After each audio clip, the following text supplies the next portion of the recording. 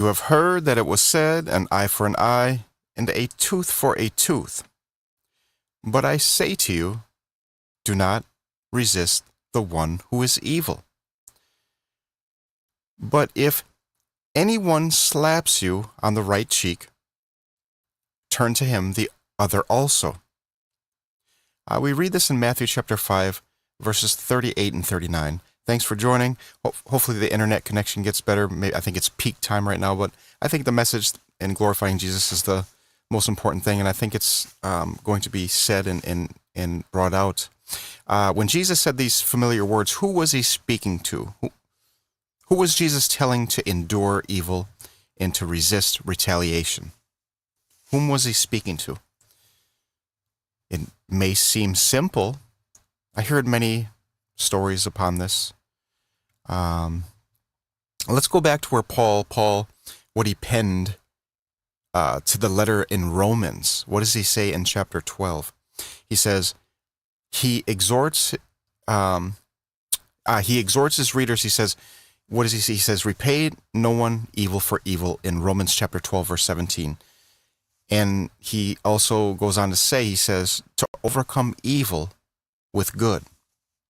And then following verses, he says in verse 21, to remain in the Lord's teaching, that we should turn the other cheek. And yet, a few verses later in Romans 13, he says that God has established civil authorities as his servants for the purpose of approving what is good and punishing what is evil. Verses 13, verses 1 through 4. And those that know of these authorities, those that teach, preach, that are called for certain offices. Now, sometimes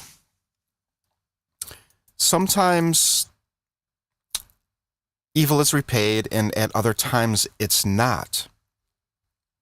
At least not immediately. Both Paul and Jesus recognized an important distinction that we must remember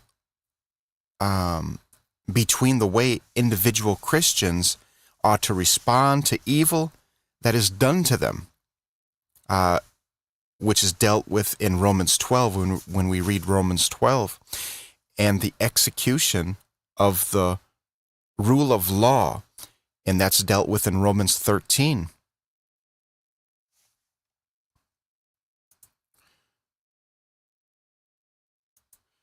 Christians, we're not to take justice into our own hands, but rather we are to entrust the repayment of evil to the authorities God has put in place. Civil authorities are one example. When they fulfill their roles rightly, they serve as a terror to bad conduct, but not to good. We read this in the Bible. So please forgive this for skipping. I just updated my Streamlabs program, and it seems like maybe I got to put some settings back into place, back in order. But like I said, I think the message is being said, so it doesn't matter about the picture or whatever. And these civil authorities, they're there to faithfully execute the rule of law and to punish those who violate this. And this is physical and spiritual. There's two in the same. In understanding that God is perfectly just will free us to obey Jesus' command to turn the other cheek. After all, vengeance is the Lord's. Now, this is not a call to pretend that the evil done to us is not evil, or to embrace a despairing outlook that says that there is no justice, and nor it is a call to accept when we are victims that we must not make recourse to the civil authorities or the spiritual authorities, all right? Absolutely not. Christians are called to and can endure evil because vengeance what? What does it say in Romans 12, verse 19? Vengeance belongs to the Lord. And on occasion, God, he actually permits that vengeance to be carried out in this life. as he authorizes human governments to, physically and spiritually. All right? Chapter 13, verse 4, to bear the sword, and he does not bear the sword in vain. I promise you this. But on the day of the Lord, he will be the one directly carrying out justice. And every evil done in his world will be repaid in full.